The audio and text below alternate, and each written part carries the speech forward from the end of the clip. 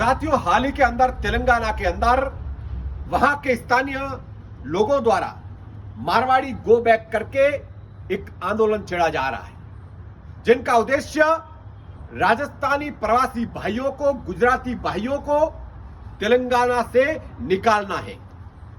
मैं पूछना चाहता हूं उन भाइयों से कि राजस्थानी प्रवासियों ने, गुजराती भाइयों ने और मारवाड़ी भाइयों ने हमेशा वहां के स्थानीय लोगों का साथ दिया है। वो शांतिपूर्ण तरीके से अपना व्यापार कर रहे हैं। कई वर्षों से उनके दादा परदादा वहां पर आकर रहे हैं और उनकी संतानें का जन्म तक तेलंगाना में हुआ है। वो वहां के वासी हैं, वो भारत के वासी हैं और आपके साथ भाईचारा और प्रेम भाव से रहते हैं। लेकिन दुर्भाग्य इस बात का है कि कुछ लोग उनको परेशान कर रहे हैं। मैं आपको बताना चाहूंगा कि गुजराती प्रवासियों और राजस्थानी प्रवासियों की वजह से तेलंगाना सरकार का रेवेन्यू बढ़ता है, वहां की जीडीपी बढ़ती है।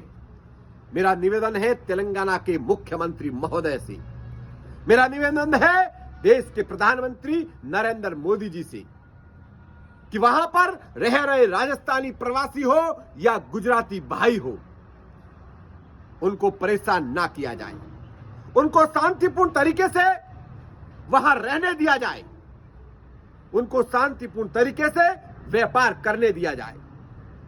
हमारा सरकार से निवेदन है कि आपकी जिम्मेदारी बनती है कि कोई भी प्रवासी शांतिपूर्ण तरीके से भारत के किसी भी कोने में व्यापार कर सकता है और रह सकता है।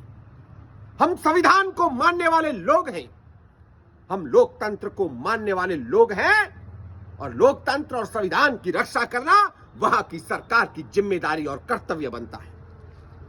अगर उसके बावजूद भी कोई राजस्थानी प्रवासी भाई को परेशान करने की कोशिश करेगा तो हमें मजबूरन तेलंगाना पहुंच करके लाखों राजस्थानी भाइयों और गुजराती भाइयों के साथ खड़े होकर के सरकार के खिलाफ आवाज उठाने के लिए मजबूर होना पड़ेगा। यह देश भारत हर नागरिक का है। भारत का नागरिक हर क्षेत्र में वो रह सकता है और उसको वहां से कोई निकाल नहीं सकता है।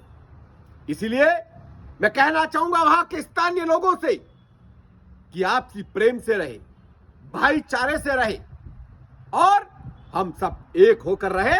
दुनिया की कोई भी ताकत हमें बांट नहीं सकती। इसलिए मेरा हाथ जोड़ करके निवेदन है कि एक रहे, नेक रहे और संगठित रहे।